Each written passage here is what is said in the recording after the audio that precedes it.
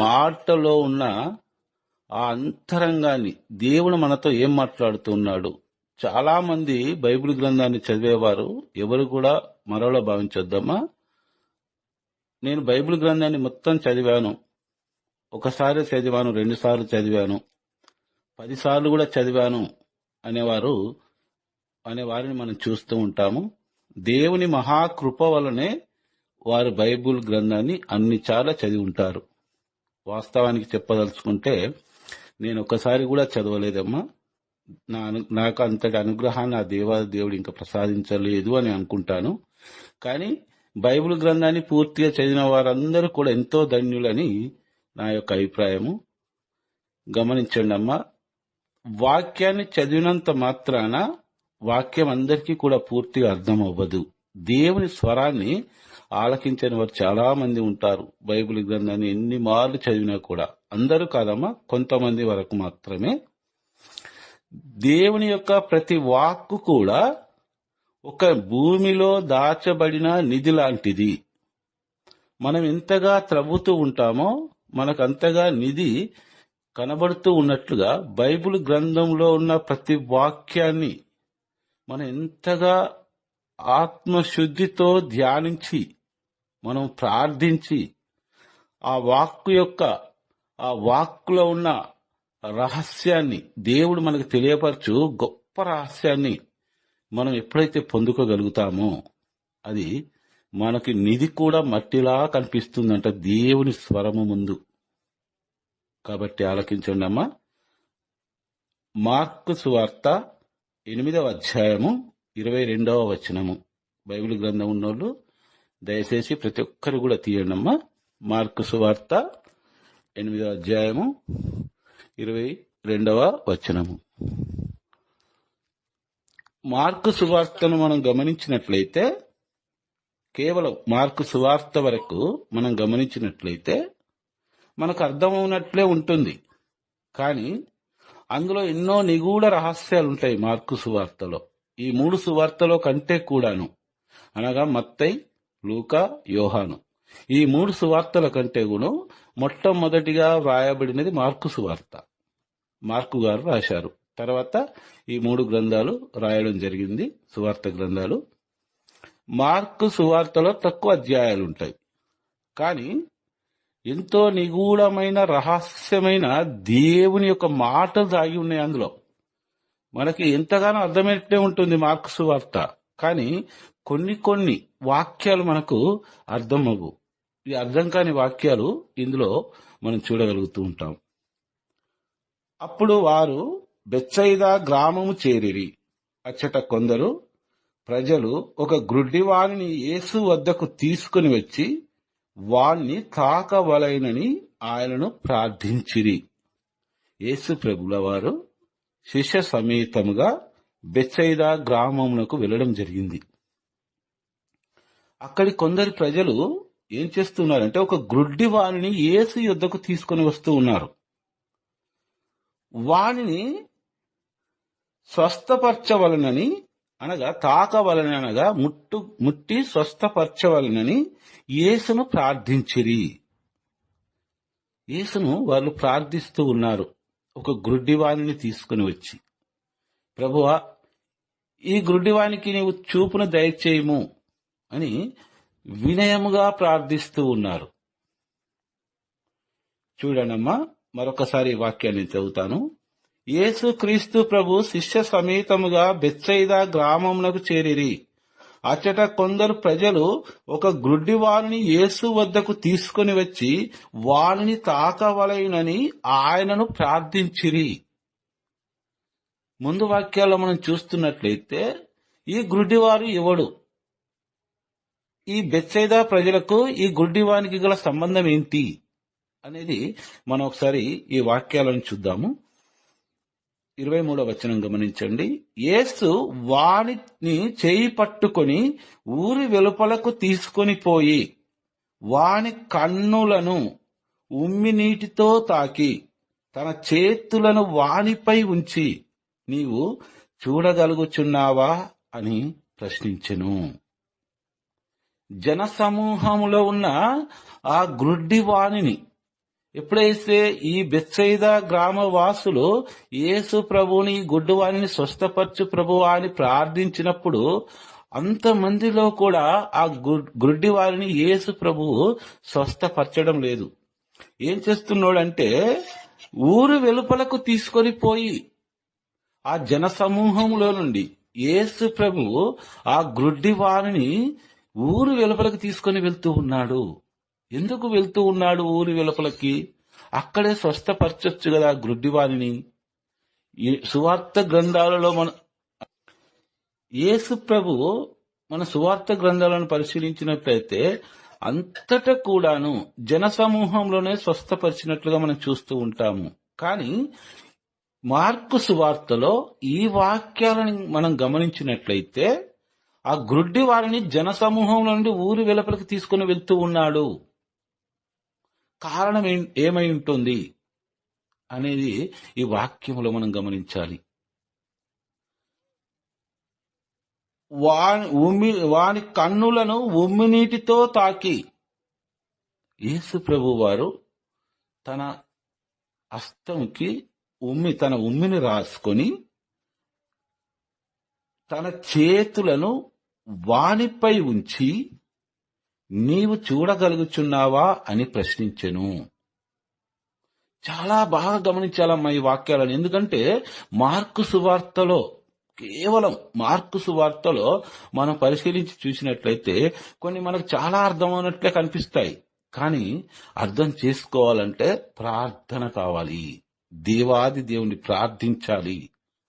ప్రభువా, ఒక గుడ్డివాడిని జన సమూహంలో నుండి నువ్వు ఊరి వైపులకు ఎందుకు తీసుకుని వెళ్ళావు? నీ నోటి ద్వారా ఆ గుడ్డివాడి కన్నులు తెరవబడునుగాక అంటే తెరవబడతాయి. నీవు దైవ కుమారుడివి. కాని ఉమ్మి నీటితో వాడిని నీవు త్రాకుతూ ఉన్నావు. నీవు చూడగలుగుచున్నావా అని ప్రశ్నిస్తూ ఉన్నావు. చూడడం బాగా లోతైన వాక్యాలు ఇవి. అర్థం చేసుకోవడానికి ప్రయత్నించండి తల్లి. అమ్మ, మీకు అర్థమవుతుంది కదా తల్లి?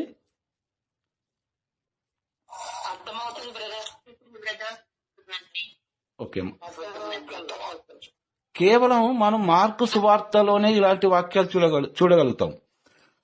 అప్పుడు 24వ వచనంలో ఆ గ్రుడ్డివాడు కన్నులెత్తి, నాకు మనుషులు కనిపించుచున్నారు, కాని నా దృష్టికి వారు చెట్ల వలె ఉండి నడుచుచున్నట్లు కనిపించుచున్నారు అని సమాధానమిచ్చెను.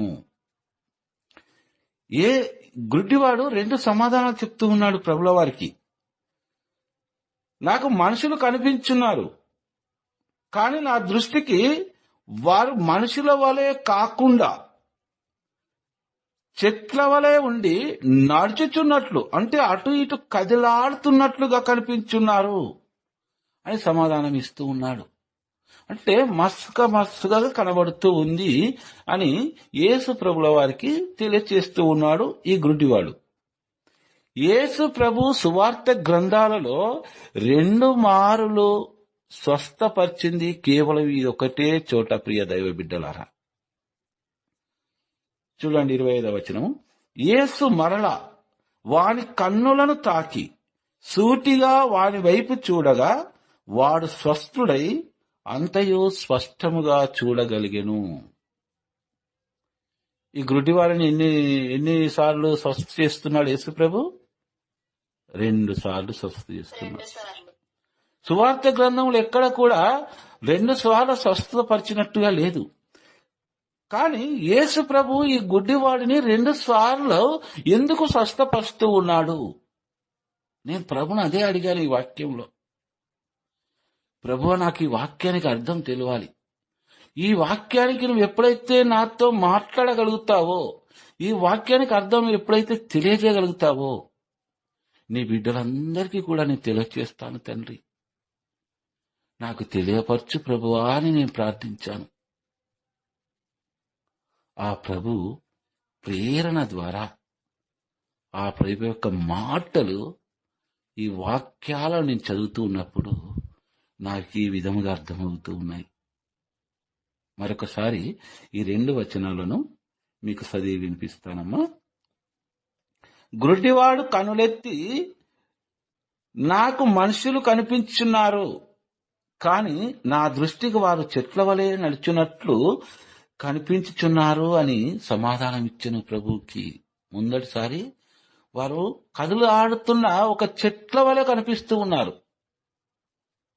కానీ రెండవసారి యేసు ప్రభు ఆ గుడ్డివారిని తాకిన పిదప్ప అతని దృష్టి తేట తెల్లముగా మారినది. స్పష్టముగా కనబడుతూ ఉన్నారు. 26వ వచనంలో తిరిగి ఎప్పుడైతే ఆ గుడ్డివాడు నాకు తేట తెల్లముగా కనబడుతున్నాయి ప్రభువా అని ప్రభుల వారితో విన్నవించుకున్న పిదప యేసు ప్రభు అంటున్న మాట చాలా జాగ్రత్తగా ఆలకించండి. అప్పుడు తిరిగి ఆ ఊరు వెళ్ళవద్దు అని యేసు వానిని ఆజ్ఞాపించి ఇంటికి పంపివేసెను. మనం ఈ వాక్యాలన్నీ గమనించి చూసినట్లయితే బెత్సెదా పురవాసులు ప్రభువా ఈ గుడ్డివారిని స్వస్థపరచు అని ప్రార్థించారు. మరి ప్రార్థించిన గ్రామానికి, యేసు ప్రభుని ప్రార్థించిన గ్రామానికి ఈ గుడ్డివాడు స్వస్థుడైన తర్వాత గ్రామానికి ప్రభు ఎందుకు వెళ్ళొద్దంటున్నాడు? ప్రార్థించాడు కదా, విశ్వాసంతో ప్రార్థించుంటారు కదా వాళ్ళు.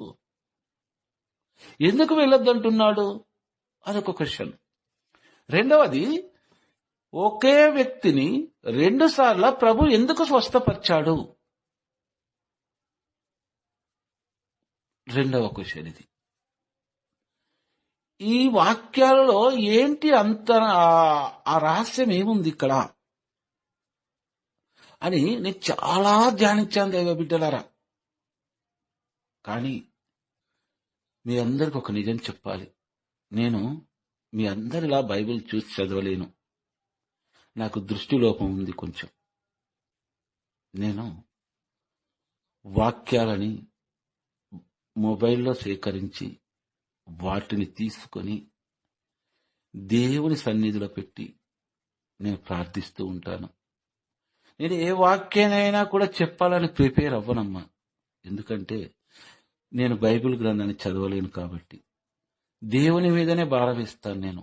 ప్రభువా, ఈరోజు నీవు నాకు ఏ వాక్యం ఇవ్వబోతున్నావు, ఆ వాక్యం ద్వారా నీ వాక్కుగా, నీ సువార్తగా నాతో ఏమని మాట్లాడించబోతున్నావు తండ్రి, నాకు తెలియపరచు ప్రభువా అంటాను, నేను ప్రార్థిస్తాను. ఆ వాక్యాలు అవే నాకు మనసులోకి వస్తాయి. అప్పుడు నేను మొబైల్ ఫోన్లో చూసి ఆ వాక్యాలని స్క్రీన్ షాట్ తీసుకొని అవి మీకు బోధించడం జరుగుతూ ఉంది ప్రతిసారి కూడాను.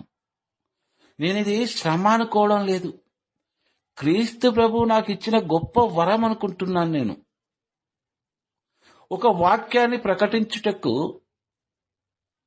నేను శ్రమ పడుతున్నానని అనుకోవడం లేదమ్మా. ఎందుకంటే ఆ దేవుడు నా ద్వారా మీకు నాకిచ్చిన జ్ఞానాన్ని బట్టి వాక్యాన్ని ప్రకటించమని నన్ను ఎన్నుకున్నాడని నేను విశ్వాసంతో గర్వపడుతున్నానమ్మా. ప్రియ దైవ బిడ్డలారా, మీలో ఎంతో మంది బైబిల్ గ్రంథాన్ని చదువుతూ ఉంటారు. దేవుడు నాకు మంచి స్పష్టమైన నేత్రాలను ఇచ్చాడు. నేను ఎందుకు చదవకూడదు? ఆ దేవుని యొక్క స్వరాన్ని నేను ఎందుకు ఆలకించకూడదు? ప్రతిరోజు మన గ్రూపులో ఎంతో మంది దైవ బిడ్డలు సువార్త పరిచర్య చేస్తూ ఉన్నారు.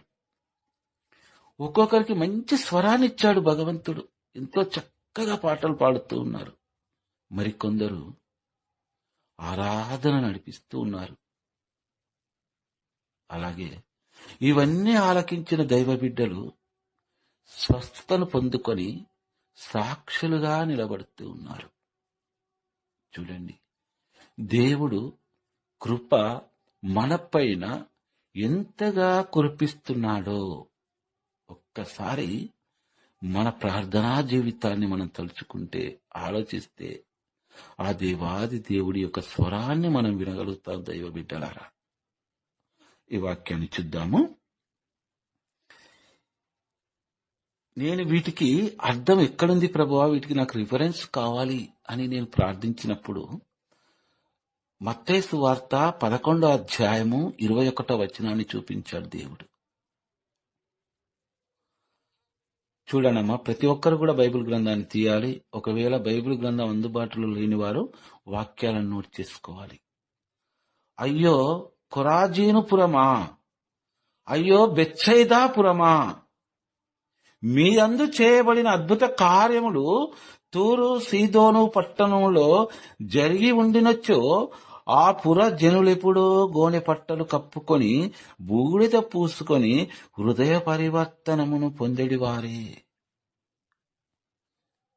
ఎక్కడికి వెళ్ళాడమ్మా యేసు ప్రభుని ఏ పురవాసులు ఈ గుడ్డివాణిని స్వస్థపరచు ప్రభువా అని ప్రార్థించారమ్మా? ఏ పురవాసులు అడిగారు చెప్పండమ్మా. ఇక్కడ ఏమంటున్నాడు ప్రభు? అయ్యో బెత్సైదాపురమా,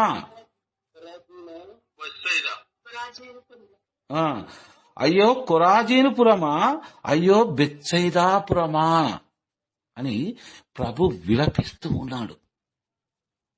ఎందుకు విలపిస్తున్నాడు ప్రభు? మీ అందు చేయబడిన అద్భుత కార్యములు అన్య దేశములైన తూరు సీదోను పట్టణంలో జరిగి ఉండినచ్చో ఈ కార్యములు, ఈ అద్భుత సూచక క్రియలు, ఈ సువార్త పరిచర్య ఇక్కడ అన్యుల దేశమైన తూరు సీదోను పట్టణంలో జరిగి ఉండినచ్చో వారు అన్యులైనప్పటికీ, యెహోవా దేవుని ఎరిగిన వారు కానప్పటికీ వారు మారు మనసు పొంది ఆ పురజనులు ఎప్పుడో గోని పట్టలు కప్పుకొని బూడిద పూసుకొని హృదయ పరివర్తనమును పొందెడివారే. ఆ పట్టణానికి, ఆ పురానికి యేసు ప్రభు వెళ్ళాడు శిష్య సమేతముగా. బెత్సైదాపురం 22వ వచనంలో రాయబడి ఉంటుంది. మనం ప్రారంభంలో చదువుకున్నట్లుగా మరొకసారి ఆ 22వ వచనాన్ని మీకు చదివి వినిపిస్తానమ్మా. శిష్య సమేతముగా యేసు ప్రభువు బెత్సైదా గ్రామమును చేరిరి. అచ్చట కొందరు ప్రజలు ఒక గ్రుడ్డి వారిని యేసు వద్దకు తీసుకుని వచ్చి వారిని తాకబలేనని ఆయనను ప్రార్థిస్తూ ఉన్నారు. కానీ యేసు ప్రభువు ఎందుకు విలపిస్తూ ఉన్నాడు? వీరు విశ్వాసులే కదా. ఈ వాక్యాన్ని చాలా బాగా అర్థం చేసుకోవాలమ్మా. ఎందుకంటే యేసు ప్రభు ఎందుకు విలపిస్తూ ఉన్నాడంటే, యేసు ప్రభుని కేవలము ఒక అద్భుతములు చేయువానిగానే చూస్తూ ఉన్నది బెత్సైదాపుర వాసులందరికీ కూడాను. ఆయన దైవ కుమారుడని కాని, రక్షకుడని కాని, మన ప్రతి పాపం నుండి మనల్ని కడిగి వేటకు వచ్చిన దేవుని యొక్క గొర్రె పిల్లని కాని ఎవరు కూడా యేసు ప్రభుని విశ్వసించడం లేదు. యేసు ప్రభుని విశ్వాసం అనే పేరుతో వినయముగా ప్రార్థిస్తూ పరీక్షిస్తూ ఉన్నారు. నేటి కాలంలో మనం చూసినట్లయితే ఎంతో మంది సాక్ష్యాలు చెబుతూ ఉన్నారు. ప్రభు, నా కడుపులో ఉన్న క్యాన్సర్ గడ్డ కరిగిపోయింది, నేను ప్రభును ప్రార్థిస్తే, అందుకే నేను దేవుణ్ణి నమ్ముకున్నాను అని సాక్ష్యాలు చెబుతూ ఉన్నారు నేటి కాలంలో. కానీ కొన్ని రోజులు పోయిన తర్వాత అంత గొప్ప సాక్ష్యాన్ని పంచుకున్న ఆ బిడ్డ తన పూర్వం యొక్క జీవిత విధానాన్ని మార్చుకోవడం లేదు. అవే చాడిగొండి మాటలు, అవే అబద్ధాలు, అవే పోట్లాటలు, అవే కొట్లాటలు. నీ ఎడల గొప్ప అద్భుతాన్ని చేసిన దేవుని నీవు మర్చిపోయి, నీ పూర్వకాలంలో నువ్వు ఏ విధముగా అయితే జీవించావో ఆ జీవితాన్ని మరియు నీవు జీవిస్తున్నావు. బెత్సైదా పురవాసులందరూ కూడా ఈ విధముగానే ఉన్నారు. బెత్సైదా పురవాసులు ఉన్నట్లుగా నేటి రోజులలో కొంతమంది ఉండి ఉంటారు. ప్రభు నా ఎడల గొప్ప కార్యం చేశాడని చెప్పుకుంటున్నాము, కానీ మన పాపపు జీవితాన్ని విడిచిపెట్టడం లేదు. ప్రభు అదే గుర్తు చేస్తూ ఉన్నాడు. మనకి ఏదైతే ఆపద వస్తుందో, ఒక కీడు మన చెంతకు చేరుతూ ఉందో, మనము దేవుణ్ణి ఎంతగానో ప్రార్థిస్తాము, మోకాళ్ళ ప్రార్థన చేస్తూ ఉంటాము. బెత్సెదా పురవాసులు చేసినట్లుగా, ప్రభువా నీవే స్వయంగా పలికి ఉన్నావు, విశ్వాసముతో ప్రార్థిస్తే మీ ప్రార్థనలో మీరు ఏది కోరుకున్నా నేను అది చేస్తానని ప్రభువా నీవు వాగ్దానం చేసి ఉన్నావు తండ్రి. నేను మరణ వేదనతో బాధపడుతూ ఉన్నాను, ప్రభువా విశ్వాసంతో ప్రార్థిస్తున్నాను అని ప్రభు చేసిన వాగ్దానాన్ని మనం ప్రభుకు గుర్తు చేస్తూ, ప్రభు ద్వారా మనం ఎన్నో మేలులను, అద్భుతాలను పొందుకుంటూ ఉన్నాము. కరెక్టే కదమ్మా? పొందుకుంటున్నామా లేదా? కానీ మన పూర్వ జీవితాన్ని మాత్రం వదిలిపెట్టడం లేదు. బెత్సెదా పురవాసులు అందరినీ చూసి కూడా ప్రభు ఎందుకు విలపిస్తూ ఉన్నాడు అంటే, వారి పూర్వం జీవితాన్ని, వారు ఏమాత్రం కూడా ఆ పాపపు జీవితాన్ని వారు వదిలిపెట్టడానికి ఇష్టపడడం లేదు. యేసు ప్రభుని కేవలం ఒక అద్భుతాలు చేయి వాణిగానే చూస్తూ ఉన్నారు. యేసు ప్రభు కనబడిన వెంటనే ఎంతో వినయాన్ని ప్రదర్శిస్తూ ఉన్నారు, ఎంతో భక్తి విశ్వాసాలతో ప్రార్థిస్తున్నట్టు నటిస్తూ ఉన్నారు. ప్రియ దైవ బిడ్డలారా, అందుకే ఆ గ్రుడ్డి వారిని వారిలో నుండి ఊరి వెలుపలకు తీసుకుని వెళ్ళాడు ప్రభువు. మనకు వాక్యానికి, ఆ వాక్యం యొక్క సమాధానం, ఆ వాక్యంలో రహస్యం కూడా మనకు ప్రభువే తెలియపరచాలి. మన జ్ఞానం సరిపోదమ్మా ఈ వాక్యాలను అర్థం చేసుకోవడానికి. కొందరు మితండవాదం చేస్తారు, బైబిల్ మిడిమిడి జ్ఞానంతో చదివిన వాళ్ళు.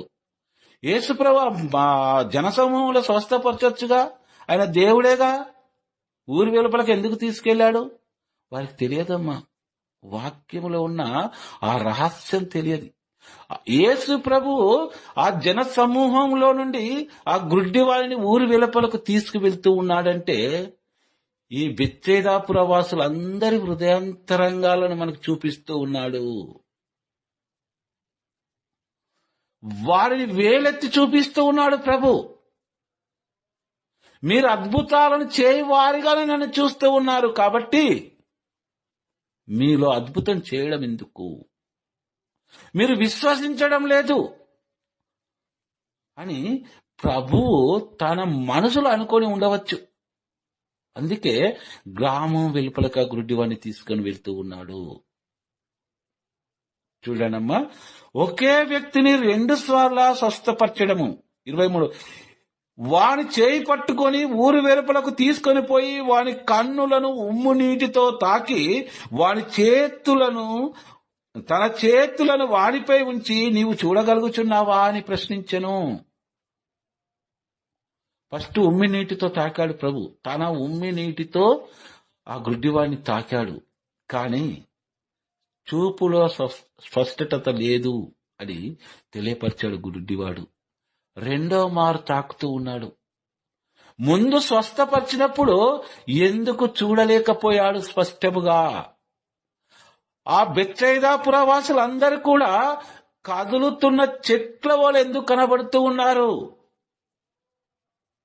ఈ వాక్యానికి అర్థం ఏంటంటే, వారు అడవిలో మ్రాను లాంటి వారు. వారికి దేవుడైన భయభక్తులు లేనివారు. వినయాన్ని ప్రదర్శిస్తారే కాని వారు పాటించేవారు కారు. వారొక మ్రానుతో సమానమని చూపిస్తున్నాడు ప్రభు. ఆ గ్రుడ్డివానికి వారికి కదులుచున్న మ్రానుల వలె కనబడుతూ ఉన్నారు. నేటి కాలంలో ఇలాంటి వారు కూడా చాలా మంది మన సంఘంలో ఉన్నారు. ప్రియ దైవ బిడ్డలారా, కేవలం ఆపద వచ్చినప్పుడే యేసు ప్రభువు నువ్వు ఎందుకు నమ్ముకున్నావని అడిగితే, నేను చావు బతుకులో ఉన్నాడు, ప్రభు నన్ను కాపాడాడు. అందుకే నేను నమ్ముకున్నాను అనేవారు చాలా మంది ఉన్నారు. ఏదో ఒక కారణం చెబుతూ ఉంటారు యేసు ప్రభువుని నమ్ముకోవడానికి.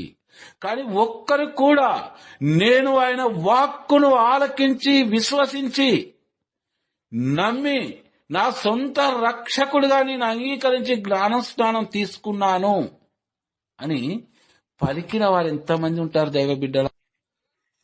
మనము యూట్యూబ్ లో చూసినట్లయితే ఎన్నో గొప్ప సాక్ష్యం అని తమిళని పెడతారు. తప్పక చూడగలరని తమిళని పెడతారు. చివరికి ఒక గంటన్నర ఉంటుంది ఆ సాక్ష్యం. ఏముంటుంది అందులో? నాకు అద్భుతం చేశాడు ప్రభు, ఈ అద్భుతం చేశాడు. బెత్సెదా వాసులు లాంటి వారు నేటి క్రైస్తవ సమాజంలో చాలా మంది ఉన్నారు. ప్రియ దైవ బిడ్డలారా, యేసు ప్రభు అదే చెబుతున్నాడు మనకి. అయ్యో కొరాజీనుపురమా, అయ్యో బెత్సెదాపురమా అని నాడు కాదు ప్రభు విలపించేది, నేడు విలపిస్తూ ఉన్నాడు అలాంటి వారిని చూచి. అలాంటి వారు మన సంఘంలో ఉండకూడదని మనం ఆ దేవాది దేవుని ప్రార్థన చేద్దాం. ఒకవేళ ఉంటే మారు మనసు పొందాలని అలాంటి వారి కొరకు కన్నీటితో ఆ దేవాది దేవుని పాదాలు కడుగుదాము. మనలో కలి యేసు ప్రభు దూరంగా వెళ్ళకూడదు. మనలోనే అద్భుతాలు చేయాలి, మనలను కూడా అద్భుతాలు చేయాలి. మనం ఏ బిడ్డ కొరకైతే ప్రార్థిస్తూ ఉన్నామో ఆ బిడ్డకు స్వస్థ కలగాలని ప్రార్థించాలి. ఆ బిడ్డకు స్వస్థ కలగాలి. మన ప్రార్థన అలా ఉండాలి. ప్రభువా, జన సమూహమైన మా సమూహంలో నుండి నీవు ఊరి వెలుపలకు అనగా బయటికి వెళ్ళకు తండ్రి. మేము కొరాజీ బెత్సెదాపుర వాసు లాంటి వారం కాదు ప్రభువా అని నిండు మనసుతో మనం విశ్వసించగలగాలి. ప్రియ దైవ బిడ్డలారా, ఒక 10th క్లాస్ అబ్బాయి ఎగ్జామ్ రాయడానికి వెళ్తూ ఉన్న సమయంలో, అమ్మ నేను ఎగ్జామ్ రాయడానికి వెళ్తూ ఉన్నాను అని తన తల్లితో చెప్పడం జరిగినప్పుడు ఆ తల్లి ఇలా అంటుంది, నాయన దేవుడికి ప్రార్థన చేసుకుని వెళ్ళు అంటుంది. నేను చేసుకున్నా అమ్మ దేవునికి ప్రార్థన. ఎంతో విశ్వాసం గల కుటుంబం. 10th క్లాస్ పాస్ అవుతాడు, ఇంటర్ పాస్ అవుతాడు, డిగ్రీ పాస్ అవుతాడు. ప్రార్థనలో తన చదువుకున్నన్ని రోజులు కూడా నాకు మంచి జ్ఞానాన్ని ప్రసాదించు, నేను ఉత్తీర్ణుడు అవ్వాలి అని తన ప్రార్థనంతా కూడా దాని వైపే ఉంటూ ఉంది. దేవుడు ఈ విశ్వాసముతో ఈ వ్యక్తి ప్రార్థిస్తున్నాడు కాబట్టి ప్రతి ప్రార్థన ఆలకించి ప్రతిఫలాన్ని ఇస్తూ వస్తూ ఉన్నాడు. గొప్ప ఉద్యోగం, లక్షల్లో సంపాదన, కోట్ల ఆస్తి సంపాదిస్తాడు. 2 కుమారులకు మ్యారేజ్ చేస్తాడు.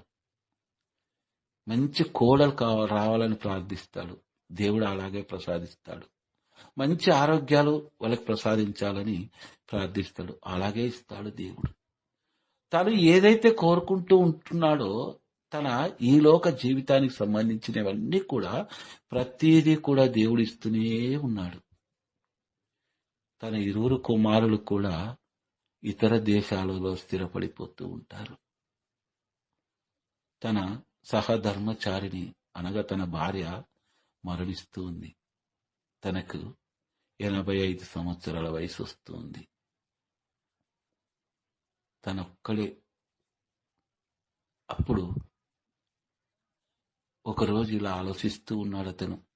ఏంటి అంటే, నేనేం సాధించాను? దేవాది దేవుడు ఆ యేసయ్య అంటే నాకు ఎంతో విశ్వాసం, భక్తి. కానీ నేను ఆయన కోసం ఏం చేశాను? ఆయన నేను అడిగినది ప్రతిదీ నాకు ఇచ్చాడు. నేను ఆయనని నమ్ముకున్నాను కాబట్టి. కానీ నేను ఆయన కోసం ఏం చేశాను? నా చిన్నతనం నుండి కూడా నేను ప్రార్థన చేశాను. ఇప్పుడు 85 సంవత్సరాల వయస్సు నాకు. ఆయన కూడా ఎలాంటి వ్యాధి బాధలు లేవు. ప్రభుని ప్రార్థిస్తున్నాను కాబట్టి. కానీ ఎప్పుడో ఒక రోజు మరణం అనేది ప్రతి మనిషికి వచ్చినట్లుగా నాకు కూడా వస్తుంది కదా. కానీ ప్రభు నాకు అన్నీ ఇచ్చాడు. ఈ 85 సంవత్సరాల జీవిత కాలంలో నేను ఎంతో తృప్తిగా జీవించాను ఈ లోక జీవితాన్ని.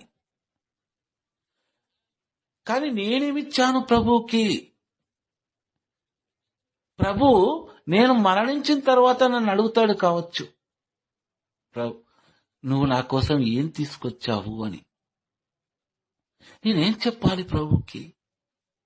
నా ఆస్తిపాస్తులు, నా కోటాను కోట్ల బ్యాంకు బ్యాలెన్స్, ఇవన్నీ ఈ లోక సంబంధమైనవే కదా.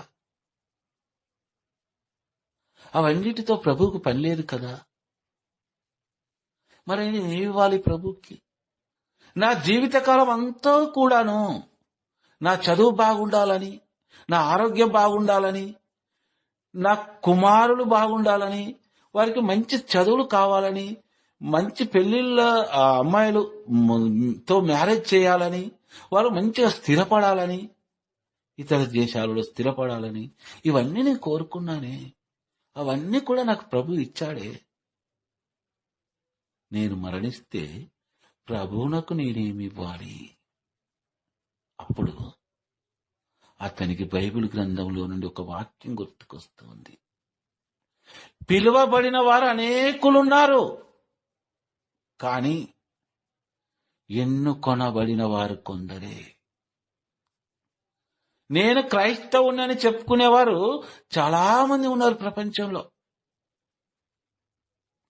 కానీ ఆయనచ్చే ఎన్నుకొనబడిన వారు కొందరే అంటున్నాడు ప్రభు. అదేంటి ప్రభువా? నేను ప్రార్థిస్తున్నాను, ఎంతో విశ్వాసంతో ప్రార్థిస్తున్నాను కదా. నీవు నా ప్రతి కోరికను కూడా తీరుస్తున్నావు కదా తండ్రి. నీవు నన్ను ఎన్నుకోలేదా? అడగవచ్చా ప్రభుని? ప్రభు అంటున్నాడు, నా చిత్తాన్ని నెరవేర్చిన వాడే నేనెన్నుకొన్నవాడు. ప్రభు చిత్తం ఏంటి? ఆయన వాక్కును ప్రకటించాలి, ఆయన వాక్కును వినాలి. ఈ ప్రపంచంలోకి, ఈ భూలోకంలోనికి యేసు ప్రభు ఎందుకు వచ్చాడో తెలుసుకోవాలి. కథోలిక స్త్రీ సభ మనందరికీ కూడా కథోలిక స్త్రీ సభ ద్వారా యేసు ప్రభు ఒక గొప్ప వరాన్ని ఇచ్చాడు మనకి. అదేంటంటే ప్రియ దైవ బిడ్డలారా, పాప సంకీర్తనం. గురువు చెంతకు వెళ్లి మన పాపాలను ఒప్పుకుంటాం. అక్కడ మనకు ఆస్తిపాస్తులు కావాలని కోరుకోం. అక్కడ నా ఆరోగ్యం బాగుండాలని, నా కుటుంబం బాగుండాలని, నా ఆర్థిక ఇబ్బందులు తీరాలని కోరుకోం. ప్రభువా, నేను ఎన్నో పాపాలు చేశాను తండ్రి, నేను పాపినయ్యా, నా పాపాలను నీ ముందు ఒప్పుకోవడానికి కూడా నేను అర్హుని కాదు తండ్రి, అంత గొప్ప పాపిని తండ్రి నేను, నన్ను మన్నించయ్యా, ఇంకెప్పటికీ పాపాలు చేయను తండ్రి అని చాలా మంది పాప సంకీర్తన సాంగ్యంలో గురువు రూపంలో ఉన్న యేసు క్రీస్తు దగ్గర మనం ఒప్పుకుంటాం. అంతే కదమ్మా? ఒకసారి చెప్పండి అమ్మా. కానీ వృద్ధుడు ఏం ఆలోచిస్తున్నాడు అంటే, నేనేం సమాధానం చెప్పాలి దేవుడికి, నేనేం తీసుకువెళ్ళాలి ఆయన దగ్గరికి అని ఆలోచిస్తూ ఉన్నాడు. అంటే ప్రియ దైవ బిడ్డలారా, మనము మనకొచ్చే కీడులను గురించి కావచ్చు, ఆపదల గురించి కావచ్చు, వీటి గురించి దేవునికి ప్రార్థన చేయకూడదా అని మీరు ప్రశ్నించవచ్చు. కానీ 99% మన పాప జీవితం కొరకే ప్రార్థించాలి. ఎప్పుడైతే మన పాప జీవితం కొరకు మనం ప్రార్థిస్తామో, మన ప్రతి పాపాన్ని మనం ఒప్పుకోగలుగుతామో, సాక్షాత్తు ఆ యేసయ్య మన హృదయములో, మన హృదయాన్ని తన ఆలయముగా చేసుకొని, తన నివాసముగా ఏర్పరచుకొని మనలోనే వాసమై ఉంటాడని మనకు వాగ్దానం చేసి ఉన్నాడు. ఆ పరమ తండ్రి, ఆ పరమాత్ముడు మన రక్షకుడు మన హృదయాంతరంగంలో వాసమై ఉన్నప్పుడు ఏ కష్టం కూడా మనల్ని ఏది చేయగలుగుతుంది దైవబిడ్డ? నీ హృదయంలో నాకు స్థానం ఇవ్వు అనగా నీ హృదయాన్ని శుద్ధి చేసుకొనుము అంటున్నాడు ప్రభు. నేడు ప్రతి ఒక్క క్రైస్తవుడు ఒప్పుకుంటాడు ఈ పాస్కా దినాలలో, యేసయ్య ఈ లోకానికి ఎందుకు వచ్చాడని మనం ఎవరినైనా ప్రశ్నిస్తే లోక పాప పరిహారార్థమై వచ్చాడంటారు. కానీ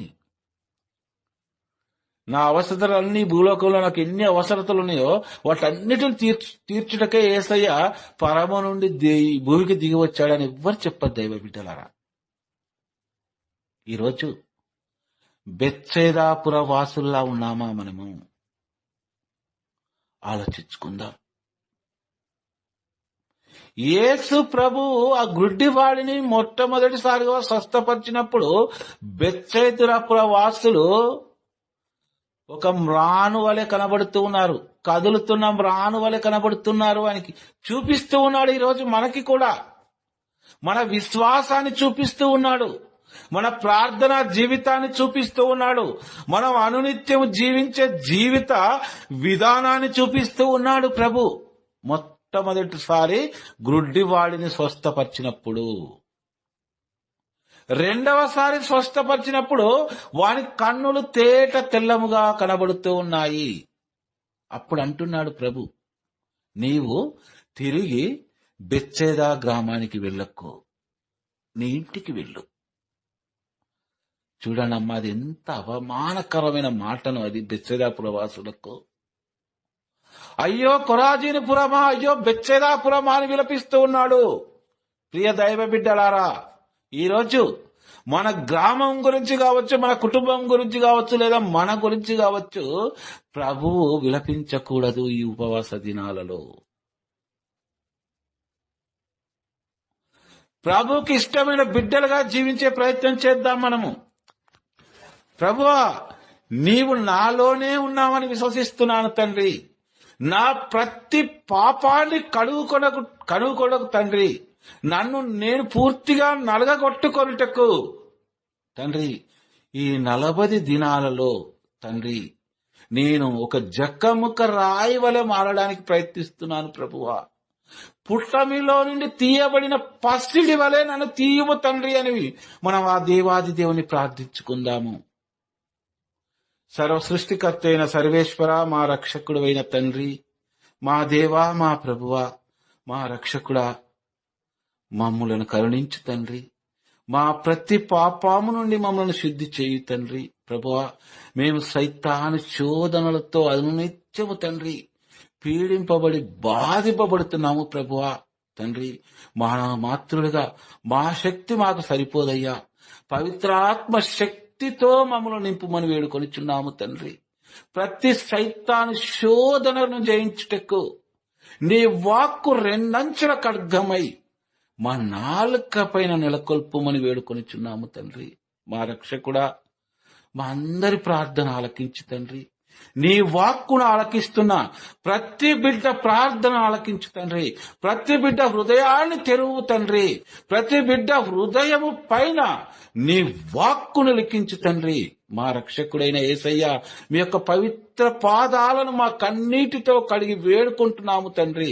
మా రక్షకుడా, మా ప్రార్థన ఆలకించి మా పైన, మా గృహాలపైన మీ కరుణగల హస్తాన్నించి తండ్రి నీ దివ్యనామ స్మరణలో మమ్మలందరినీ కూడా పాలి భాగస్థులుగా ఎన్నుకోమని మా నాథుడైన యేసుక్రీస్తు పరిశుద్ధ నామంలో వేడుకొనిచున్నాము తండ్రి.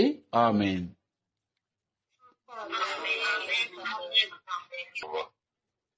నేనెల్లప్పుడు యెహోవాను సన్నుతించెదన్, నిత్యము ఆయన కీర్తి నా నోట నుండున్.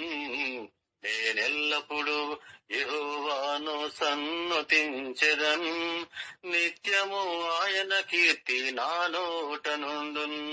అంతా నా మేలుకే, ఆరాధన యేసుకే, అంతా నా మంచికే. తన చిత్తమునకు తల వంచితే, తన చిత్తమునకు తల వంచితే, ఆరాధనాపను స్తుతించుట మానను, ఆరాధనాపను స్తుతించుట మానను, స్తుతించుట మానను.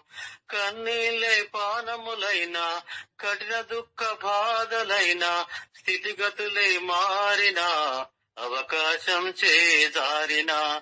కన్నీళ్ళే పానములైన, కఠిన దుఃఖ బాధలైన, స్థితిగతులే మారిన, అవకాశం చేజారిన.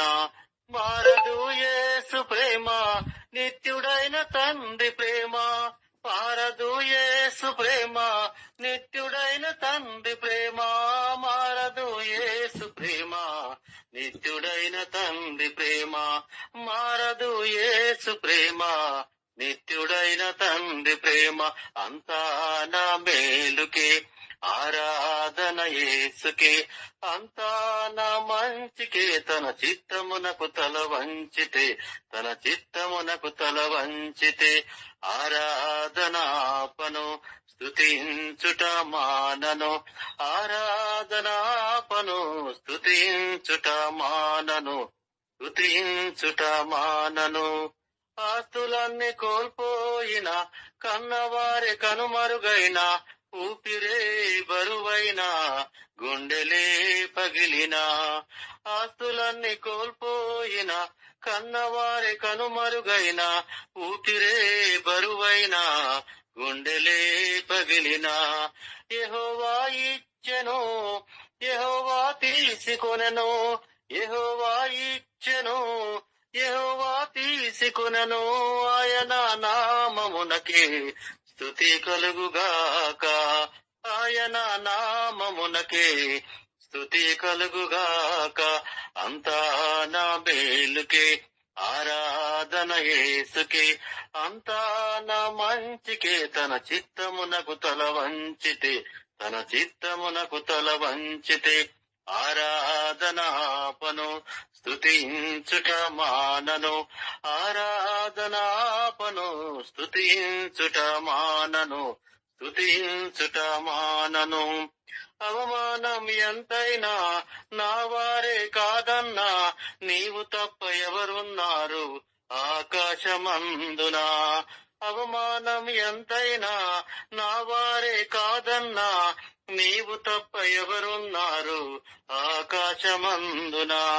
నీవు నాకుండగా ఏది నాకక్కరలేదు, నీవు నాకుండగా ఏది నాకక్కరలేదు. నీవు నాకుండగా ఏది నాకక్కరలేదు, నీవు నాకుండగా ఏది నాకక్కరలేదు. అంతా నా మేలుకే, ఆరాధన యేసుకే, అంతా నా మంచికే. తన చిత్తమునకు తల వంచితే, తన చిత్తమునకు తల వంచితే, ఆరాధనాపను స్తుతించుట మానను, ఆరాధనాపను స్తుతించుట మానను, స్తుతించుట మానను. సంకల్పాన పిలుపొంది నిన్నే ప్రేమించు నాకు, సమస్తము సమకూడి మేలుకై జరుగును. సంకల్పాన పిలుపొంది నిన్నే ప్రేమించు నాకు, సమస్తము సమకూడి మేలుకై జరుగును. యేసుని సారూప్యము నేను పొందాలని, యేసుని సారూప్యము నేను పొందాలని అనుమతించినాయి విలువైన సిలువకై, అనుమతించినాయి విలువైన సిలువకై. అంతా నా మేలుకే, ఆరాధన యేసుకే, అంతా నా మంచికే. తన చిత్తమునకు తల వంచితే, తన చిత్తమునకు తల వంచితే, ఆరాధనాపను స్తుతించుట మానను, ఆరాధనాపను స్తుతించుట మానను, స్తుతించుట మానను. నీవు చేయున్నది నాకిప్పుడు తెలియదు, ఇక మీదట నేను తెలిసి కొందును. నీవు చేయున్నది నాకిప్పుడు తెలియదు, ఇక మీదట నేను తెలిసి కొందును. ప్రస్తుతము సమస్తము దుఃఖకరమే, ప్రస్తుతము సమస్తము దుఃఖకరమే, అభ్యసించిన నీతి సమాధాన ఫలమే, అభ్యసించిన నీతి సమాధాన ఫలమే.